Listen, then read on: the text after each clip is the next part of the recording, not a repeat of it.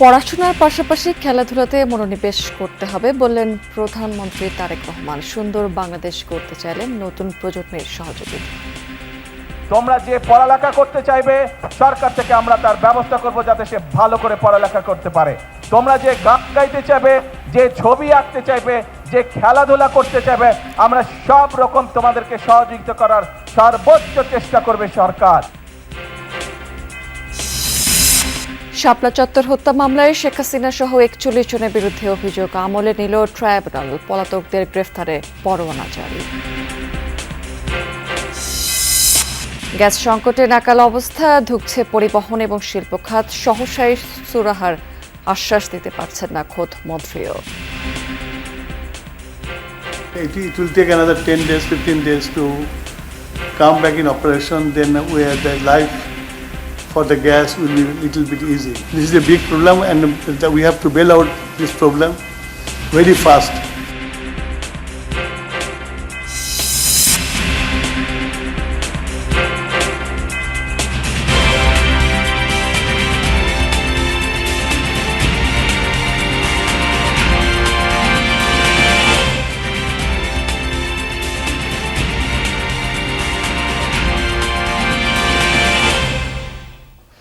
আমন্ত্রণ যমুনা নিউজে আপনাদের সবাইকে স্বাগত জানাচ্ছি। আমি রাবিয়া স্মৃতি। এতক্ষণ শিরোনাম দেখছিলেন, এবার চলে যাচ্ছি পুরো খবরে। সুন্দর দেশ গড়তে নতুন প্রজন্মের কাছে সহযোগিতা চাইলেন প্রধানমন্ত্রী তারেক রহমান। নতুন কুড়ির স্পোর্টসের সমাপনী অনুষ্ঠানে প্রধানমন্ত্রী প্রত্যাশা করেন দেশের গণ্ডি পেরিয়ে আন্তর্জাতিক অঙ্গনেও নতুন প্রজন্ম গৌরব অর্জন করবে। এ সময় শিশুদের প্রকৃতির প্রতি যত্নশীল হওয়ার আহ্বান জানিয়েছেন সরকার প্রধান।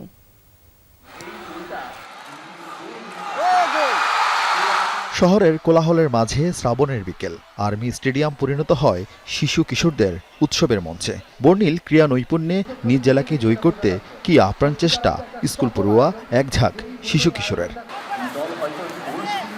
মুহুমু করতালিতে সহপাঠীদের জন্য উৎসাহের ঢেউ তৈরি হয় গ্যালারি জুড়ে। দেশ জুড়ে ক্রীড়া প্রতিভার বিকাশ ও খেলাধুলাকে অর্থনীতির খাত হিসেবে তৈরি করতে নতুন করে স্পোর্টস চালু করে বিএনপি সরকার। 2 মে সিলেট থেকে শুরু হওয়া এই কর্মসূচির সমাপনী হয় সোমবার। স্টেডিয়ামে বসে খেলা উপভোগ করেন প্রধানমন্ত্রী তারেক রহমান।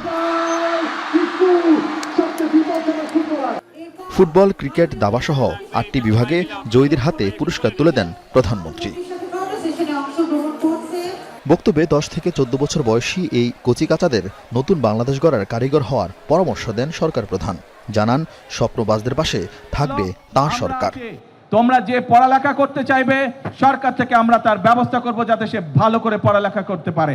তোমরা যে গান গাইতে চাইবে, যে ছবি আঁকতে চাইবে, যে খেলাধুলা করতে চাইবে, আমরা সব রকম তোমাদেরকে সহযোগিতা করার সর্বোচ্চ চেষ্টা করবে সরকার। কিন্তু তোমাদেরকে সঠিকভাবে তোমাদেরকে গড়ে তুলতে হবে। তোমাদের দিকে বাংলাদেশের ভবিষ্যৎ তাকিয়ে আছে, বাংলাদেশ তোমাদের দিকে তাকিয়ে আছে। তোমরা যদি নিজেদেরকে গড়ে তুলতে পারো, আমরা একটা সুন্দর বাংলাদেশ গড়ে তুলতে পারবো। এ সময় শিশুদের প্রাণ প্রকৃতির প্রতি যত্নশীল ও স্কুল থেকে বাড়ির আঙ্গিনা পরিষ্কার রাখতে দায়িত্ব নেয়ার আহ্বান জানান তিনি। প্রতি বছর চেষ্টা করবে তোমার বাড়ির আশেপাশে হোক, তোমার স্কুলের আশেপাশে হোক, অথবা যেখানে তুমি সুবিধা মনে করো সেইখানে একটি করে প্রতি বছর গাছ লাগাতে হবে। গাছ যদি আমরা লাগাতে পারি আমাদের পরিবেশটা সুন্দর হবে। আমাদের আশেপাশে যত কুকুর, বিড়াল, হাঁস, মুরগি, গরু, ছাগল, যত রকম পশু পাখি আছে আমরা চেষ্টা করব, এইগুলো আমাদের দেশের সম্পদ। আমরা চেষ্টা করব এই যে প্রকৃতির আল্লাহ দেওয়া বিভিন্ন জীবজন্তু, পশু পাখি, এদের যত্ন নেওয়ার আমরা চেষ্টা করব। পড়ালেখার পাশাপাশি খেলাধুলা বা সাংস্কৃতিক কর্মকাণ্ডে শিশুদের যুক্ত করতে অভিভাবকদের প্রতি আহ্বান জানান প্রধানমন্ত্রী। এর আগে স্টেডিয়ামে এসে গ্যালারির কাছে ছুটে যান প্রধানমন্ত্রী তারেক রহমান। তাকে কাছে পেয়ে উল্লাসিত হয়ে ওঠে স্কুল শিক্ষার্থীরা। পুরো গ্যালারি ঘুরে দেখেন প্রধানমন্ত্রী, কথা বলেন শিক্ষার্থীদের সাথে। মাননীয় প্রধানমন্ত্রীর হাত ধরে 2 দশক বন্ধ থাকার পর 2025 সালে আবারও চালু করা হয় নতুন কুড়ি। বর্তমান সরকার ক্ষমতায় আসার পর নতুন করে ইভেন্টের সঙ্গে যুক্ত করা হয় স্পোর্টস। এই উচ্ছ্বাস, এই আনন্দ বলে দিচ্ছে এই ইভেন্ট কতটা কার্যকর হয়েছে। আরিফিন শাকিল, যমুনা নিউজ, ঢাকা। এদিকে প্রধানমন্ত্রী তারেক রহমানের সভাপতিত্বে সরকারের 180 দিনের অগ্রাধিকার কর্মসূচির বাস্তবায়ন, অগ্রগতি এবং কৌশল মূল্যায়ন সংক্রান্ত সভা হয়েছে। এছাড়াও জাতীয় সংসদ ভবনের সাউন্ড সিস্টেম প্রতিস্থাপন সভা এবং সাংবাদিক এবং সম্পাদক প্রতিনিধি দলের সাথেও বৈঠক হয়েছে। এ সময় সাংবাদিকদের বিরুদ্ধে ফৌজদারি অপরাধ ছাড়া কোনো হয়রানিমূলক মামলা হলে দ্রুত ব্যবস্থা নেওয়ার অনুরোধ জানিয়েছেন এডিটর্স কাউন্সিলের নেতা। সকালে জাতীয় সংসদের সাউন্ড সিস্টেম প্রতিস্থাপনে উচ্চ পর্যায়ের সভা। জাতীয় সংসদ ভবনের মন্ত্রিপরিষদ সভাকক্ষে অংশ নেন প্রধানমন্ত্রী ও সংসদ নেতা তারেক রহমান। বৈঠকে সদস্যদের বিদ্যমান সাউন্ড সিস্টেমের পরিবর্তে আধুনিক প্রযুক্তি নির্ভর নতুন সাউন্ড সিস্টেম প্রতিস্থাপনের বিভিন্ন বিকল্প তুলে ধরা হয়। আলোচনা হয় কারিগরি সক্ষমতা ও বাস্তবায়ন পরিকল্পনা নিয়েও। পরে সচিবালয়ে সরকারের 180 দিনের অগ্রাধিকার কর্মসূচির বাস্তবায়ন, অগ্রগতি ও কৌশল মূল্যায়ন নিয়ে হয় আরেক সভা। প্রতিটি মন্ত্রণালয় তাদের কাজের অগ্রগতি প্রধানমন্ত্রীকে অবহিত করে। আলোচনা হয় পরবর্তী কৌশল মূল্যায়ন নিয়ে। দুপুরে সম্পাদকদের সংগঠন ন্যাশনাল এডিটর্স কাউন্সিলের প্রতিনিধিরা দেখা করেন প্রধানমন্ত্রীর সাথে।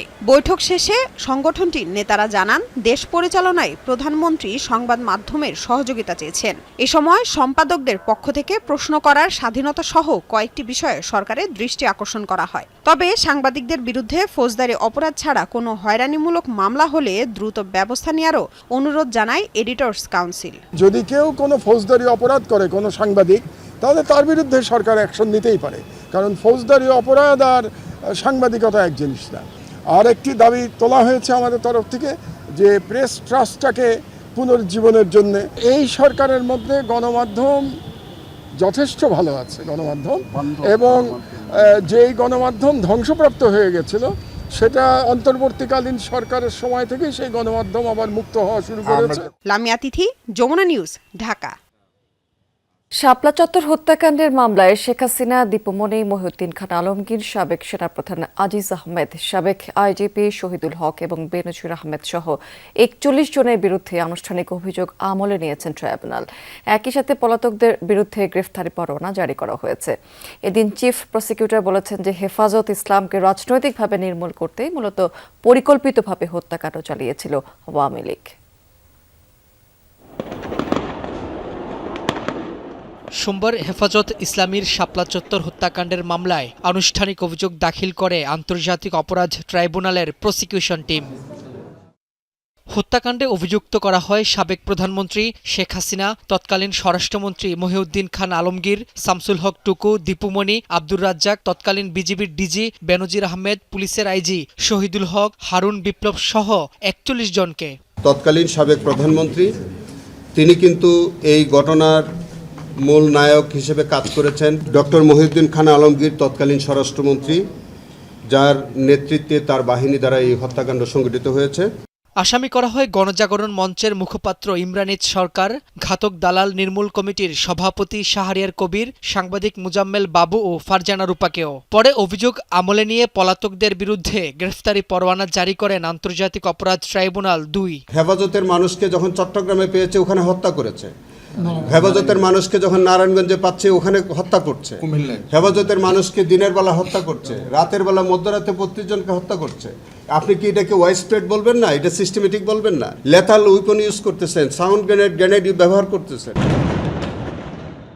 শাপলা চত্বর হত্যায় দলীয়ভাবে আওয়ামী লীগের সংশ্লিষ্টতা রয়েছে বলে জানায় চিফ প্রসিকিউটর আমিনুল ইসলাম। রাব্বি হোসেন, যমুনা নিউজ, ঢাকা। বাগেরহাটের মোরেলগঞ্জ উপজেলা স্বাস্থ্য কর্মকর্তা ডক্টর কামাল হোসেন মুফতিকে বরখাস্ত করেছে স্বাস্থ্য মন্ত্রণালয়। সন্ধ্যায় এক সংবাদ বিজ্ঞপ্তিতে এই তথ্য জানানো হয়েছে। ডক্টর কামালের বিরুদ্ধে দুর্নীতি, অব্যবস্থাপনা, শৌচাগারে মেয়াদ উত্তীর্ণ ঔষধ রাখা সহ নানা ধরনের অভিযোগ রয়েছে। 25শে জুলাই তার অনিয়ম নিয়ে যমুনা টেলিভিশনের সংবাদ প্রচার করা হয়। স্বাস্থ্য কর্মকর্তার বিরুদ্ধে অনিয়মের প্রাথমিক প্রমাণ পাওয়ায় ডক্টর কামাল হোসেন মুফতির বিরুদ্ধে ব্যবস্থা নেওয়ার কথা জানানো হয়েছে। এ বিষয়ে স্বাস্থ্যমন্ত্রী জানিয়েছেন যে স্বাস্থ্যগত শৃঙ্খলা ফেরাতে কোনো অনিয়ম মেনে নেওয়া হবে না। 6 নবজাতক মৃত্যুর ঘটনায় স্থগিত হওয়া রাজধানীর মগবাজারের আলদিন মেডিকেল কলেজ হাসপাতালের লাইসেন্স পুনর্বহাল করেছে সরকার। একই সঙ্গে প্রায় 1.5 মাস পর এই হাসপাতালটিকে শর্ত সাপেক্ষে কার্যক্রম পরিচালনার অনুমতি দেওয়া হয়েছে। মঙ্গলবার থেকে কার্যক্রম শুরু করার কথা জানিয়েছে হাসপাতাল কর্তৃপক্ষ।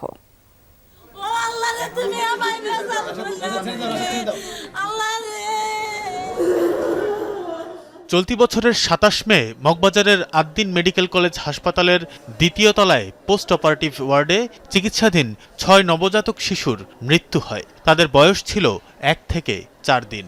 সবাই সিজারিয়ান পরবর্তী পর্যবেক্ষণে ওই ওয়ার্ডে ভর্তি ছিল। হাসপাতাল কর্তৃপক্ষ জানায়, ঘটনার দিন ভোরে শিশুরা আকস্মিক অসুস্থ হয়ে পড়লে তাদের নবজাতক নিবিড় পরিচর্যা কেন্দ্র এনআইসিইউতে স্থানান্তর করা হয়। তবে এনআইসিইউতে পৌঁছানোর আগেই 2 শিশু মারা যায়। বাকি 4 জনকে ভেন্টিলেটর সাপোর্টে রাখা হলেও তাদের বাঁচানো সম্ভব হয়নি। যা প্রয়োজন, যতটুকু শাস্তির দরকার সেটা আমরা ব্যবস্থা করব। এ ঘটনায় নিহত এক নবজাতকের বাবা হাবিবুর রহমান বাদী হয়ে হাসপাতাল কর্তৃপক্ষের বিরুদ্ধে দায়িত্বে অবহেলাজনিত মৃত্যুর অভিযোগ আনেন। রাজধানীর রমনা থানায় একটি মামলা দায়ের হয়। ঢাকা মহানগর পুলিশের রমনা বিভাগ, সিআইডির ক্রাইম সিন সহ একাধিক ইউনিট ঘটনাস্থল পরিদর্শন করে আলামত ও ফরেনসিক নমুনা সংগ্রহ করে। এ সময় সংবাদ সংগ্রহে গেলে সাংবাদিকদের বাধা ও তাদের সাথে দুর্ব্যবহার করে হাসপাতালের স্টাফরা। মৃত্যুর সুনির্দিষ্ট কারণ অনুসন্ধানে ফরেনসিক পোস্টমর্টেমের আইনি বাধ্যবাধকতা থাকলেও পরিবারগুলোর আবেদনে ময়নাতদন্ত ছাড়াই মৃতদেহগুলো স্বজনদের কাছে হস্তান্তর করা হয়। এ ঘটনায় স্বাস্থ্য ও পরিবার কল্যাণ মন্ত্রণালয় এবং স্বাস্থ্য অধিদপ্তর আলাদা তদন্ত কমিটি গঠন করে। কমিটি এই ট্র্যাজেডির জন্য হাসপাতাল ব্যবস্থাপনাকে দায়ী করে রিপোর্ট দেয়। এরপর স্বাস্থ্য অধিদপ্তর গত 11 জুন হাসপাতালের প্রাতিষ্ঠানিক লাইসেন্স স্থগিত করে। একই সাথে হাসপাতালটিকে অবিলম্বে নতুন রোগী ভর্তি বন্ধের নির্দেশ দেয়। প্রতিষ্ঠান কর্তৃক কারণ দর্শানোর পরিপ্রেক্ষিতে যে ব্যাখ্যা প্রদান করেছে সেটি সন্তোষজনক না হয় এই সিদ্ধান্ত হাসপাতালের লাইসেন্সটি বাতিল হয়েছে। লাইসেন্স স্থগিতের সরকারি আদেশের বৈধতা চ্যালেঞ্জের রিট সহ বেশ কিছু ধাপ পেরিয়ে অবশেষে আদ্দিন কর্তৃপক্ষ তাদের এনআইসিইউ, পোস্ট অপারেটিভ ওয়ার্ড এবং সার্বিক বায়ু চলাচল ব্যবস্থার অবকাঠামোগত সংস্কার আনে। স্বাস্থ্য মন্ত্রণালয় সেই সংস্কারে সন্তুষ্ট হয়ে 3 শর্তে আদ্দিন মেডিকেল কলেজ হাসপাতালের লাইসেন্স পুনর্বহাল করল। আদ্দিন হাসপাতালের লাইসেন্স পুনরায় প্রদান করা হয়েছে, অর্থাৎ যে লাইসেন্সটি বাতিল করা হয়েছিল সেই সিদ্ধান্তকে প্রত্যাহার করা হয়েছে। ফলে আজ থেকে আদ্দিন হাসপাতাল কাজ করতে আর কোনো আইনি বাধা থাকলো না। শর্তে বলা হয়েছে, হাসপাতালটিকে 1982 সালের প্রবিধান মেনে চলতে হবে। জরুরি ভিত্তিতে প্রয়োজনীয় সংখ্যক সার্বক্ষণিক অন ডিউটি চিকিৎসক এবং নার্স নিয়োগ প্রক্রিয়া শেষ করতে হবে। সবশেষে নির্দেশিত শর্তাবলী পালনে ব্যর্থ হলে নোটিশ ছাড়াই আইনানুগ ব্যবস্থা গ্রহণ করতে পারবে সরকার। তানভীর সিদ্দিক, টিপু, যমুনা নিউজ, ঢাকা।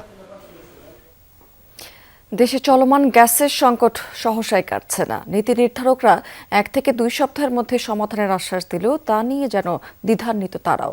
মন্ত্রী, প্রতিমন্ত্রী দুজনেই স্বীকার করেছেন যে সাধারণ মানুষের পাশাপাশি চলমান এই সংকটে সবচেয়ে বেশি ক্ষতিগ্রস্ত হচ্ছে পোশাক খাত।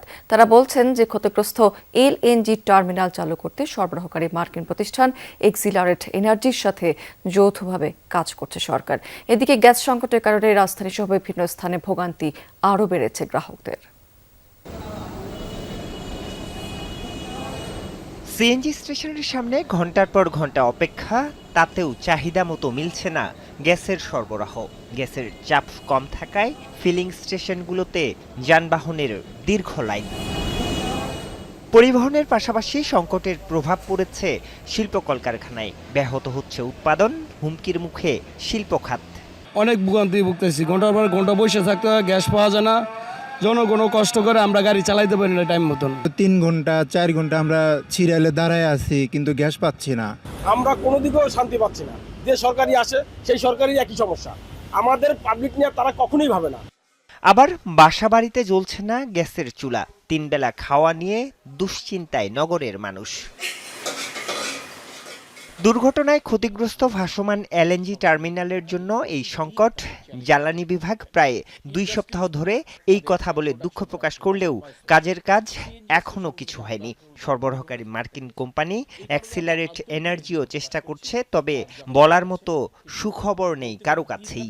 বলতে কোনো দ্বিধা নেই, এটা সরকারি কোনো প্রতিষ্ঠানের কোনো ত্রুটি না, একটা বেসরকারি প্রতিষ্ঠান। আমরা এই মুহূর্তে তাৎক্ষণিক আমরা সমাধান দিতে পারছি না, এটা আমাদের সীমাবদ্ধতা।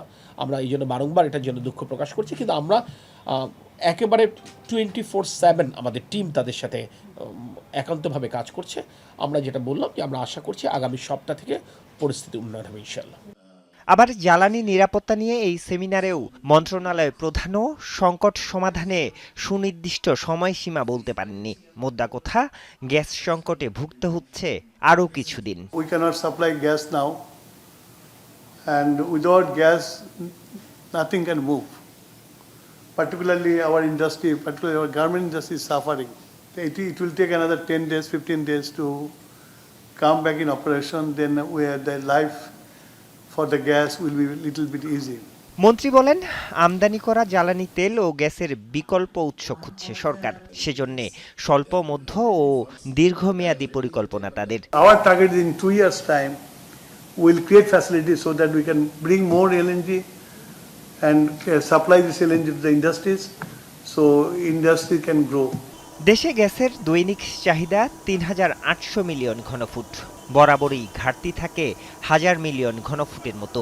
এর মধ্যে গত মঙ্গলবার মরার উপর খাড়ার ঘাই হিসেবে যুক্ত হয়েছে ভাসমান এলএনজি টার্মিনালে আগুন। আরিফুর রহমান সবুজ, যমুনা নিউজ, ঢাকা। ৩২ জন যুগ্ম সচিবকে বাধ্যতামূলক অবসরে পাঠিয়েছে সরকার।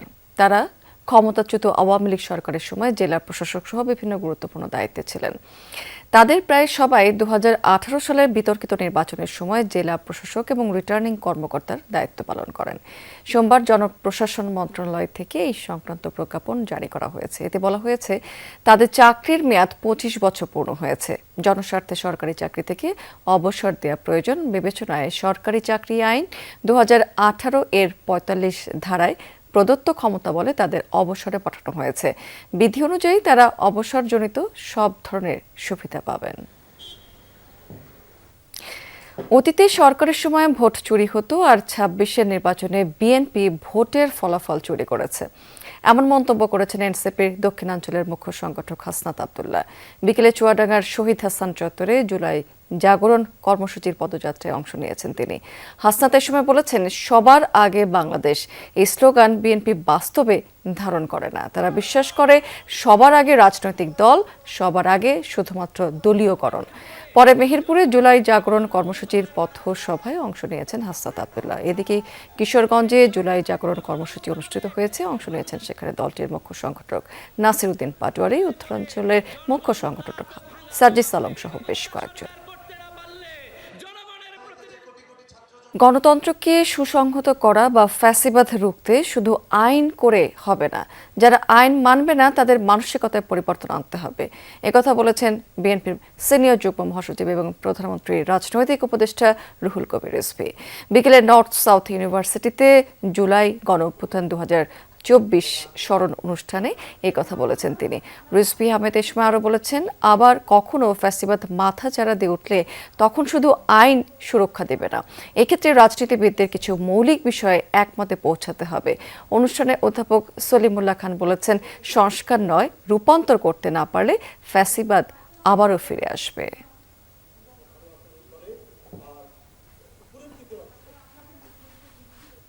আমরা গণতন্ত্রকে সুসংহত, শক্তিশালী, সুরক্ষা দেওয়ার জন্য যেসব আইন প্রণয়ন করা দেখলাম সবই করলাম, কিন্তু দেখা গেল যে আবার কোনো এক সময়ে কোনো ছিদ্র পথে ফ্যাসিবাদের উত্থান হয়ে গেছে, হয়তো আমাদের কোনো ভুল ত্রুটির কারণে বা নানা কারণে, কোনো দুর্বলতার কারণে।